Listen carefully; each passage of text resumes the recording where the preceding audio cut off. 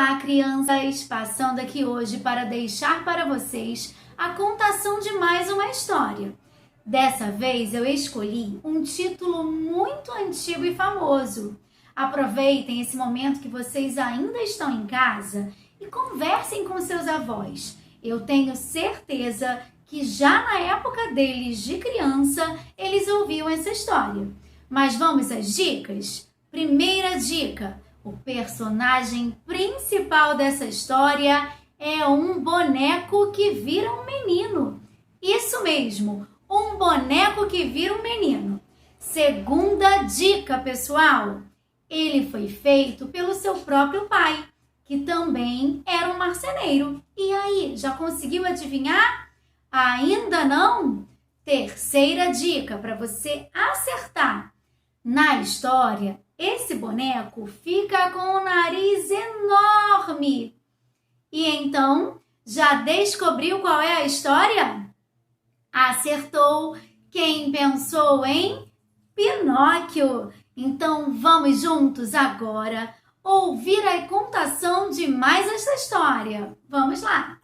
Em um lugar não tão distante daqui, chamado de Cidade dos Brinquedos, vivia um marceneiro chamado Gepeto. Ele era um velhinho muito talentoso que adorava fazer brinquedos, em especial brinquedos de madeira. Pode-se dizer que sua família não era pequena, porque ele considerava todos seus brinquedos como filhos. Além deles, Gepeto tinha uma peixinha chamada Cleo e um gato conhecido como Fígaro. Enquanto Gepeto esculpia o boneco de madeira ao lado da peixinha Cleo e do gato Fígaro, ele já ia pensando no nome que daria ao mais novo integrante da família. Quando o boneco ficou pronto, todos vibraram de alegria. O boneco recebeu o nome de Pinóquio em homenagem à madeira encontrada para produzi-lo, o pinho. Cansado, Gepeto foi se arrumar para dormir, mas antes, de sua janela, viu algumas estrelas caindo do céu e a elas fez um pedido: que seu boneco de madeira se transformasse em um menino para realmente ser seu filho. Nisso, adormeceu. Uma das estrelas ouviu o pedido de Gepeto e se transformou em fada. Foi até a oficina do velhinho e deu vida ao boneco, tocando sua cabeça com uma varinha mágica. Mas ele ainda não era um menino de verdade. Ele só se transformaria em um menino de verdade se provasse ter um bom coração. Para isso, a fada deixou com ele o grilo falante, que seria como se fosse sua consciência, a fim de lembrá-lo do seu compromisso.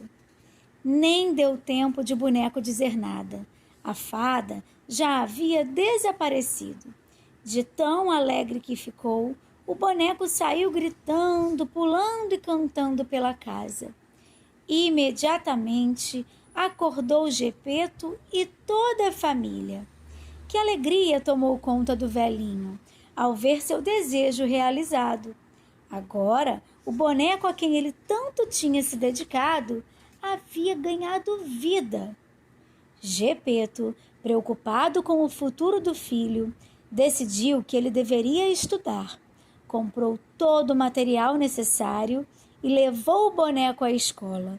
O grilo falante foi escondido no bolso dele. No primeiro dia, Pinóquio já aprendeu muitas coisas.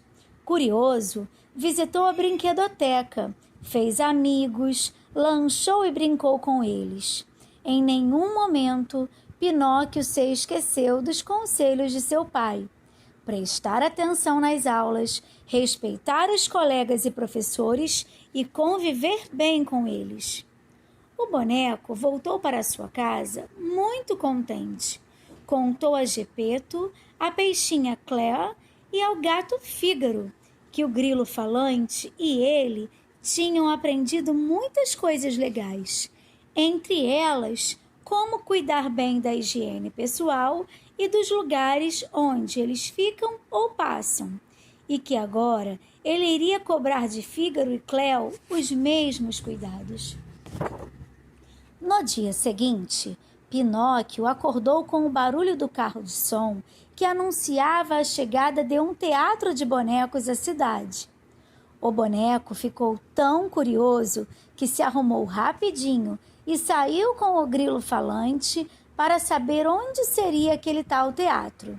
Ao chegar ao local, o boneco foi surpreendido por um homem chamado Malvino, o dono do teatro, e seus 2 ajudantes, o gato Gatuno e o raposo Raposão. Pinóquio resolveu espionar o teatro para saber como era, mas sua consciência o alertou para saírem de lá. Pinóquio e o grilo falante, então, começaram a voltar para casa, mas foram seguidos pelos ajudantes do dono do teatro, os malandros Gatuno e Raposão, que queriam um boneco para o espetáculo. Em casa, Pinóquio se esqueceu um pouco do teatro e foi fazer a tarefa passada por sua professora. Como fazia todos os dias, Pinóquio saiu para ir à escola, mas daquela vez não levou o grilo falante, pois estava bravo com ele porque não o tinha deixado ficar no teatro no dia anterior. No lugar do grilo, Pinóquio levou o ioiô que Gepeto havia lhe dado de presente. Ao voltar da escola, Pinóquio foi surpreendido pelos malandros Gatuno e Raposão, que dessa vez conseguiram levar o boneco. Sem perceber, Pinóquio deixou cair o ioiô no chão. Outras crianças que encontraram pelo caminho acompanhavam os 3 ao teatro, e lá elas brincaram um montão.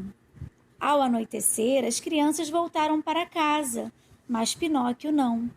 Como Malvino, o dono do teatro, tinha a intenção de usar o boneco como atração principal em seus shows, trancou o boneco em uma jaula. Naquela hora, Pinóquio descobriu que não deveria ter desobedecido a Gepeto, e sim ter escutado o conselho do grilo, que afinal era sua consciência e estava ali a pedido da fada para ajudá-lo. Preocupado, o grilo falante foi à escola procurar o boneco. Não o encontrando, foi até o teatro e no trajeto achou o ioiô que o boneco havia deixado cair. E assim descobriu onde ele estava. O grilo falante foi então a um orelhão telefonar para Gepeto, mas não o encontrou. Assim, ele voltou ao teatro e, ao chegar lá, foi preso junto com Pinóquio. Os 2 acharam que nunca mais iriam ser encontrados, por isso começaram a chorar. Nisso, uma luz forte apareceu e no meio dela estava a fada azul. Ela perguntou ao boneco por que ele estava ali. Pinóquio, então, começou a inventar histórias, mas de tanto mentir, seu nariz cresceu e cresceu. Arrependido, finalmente contou a verdade e por isso a fada os libertou.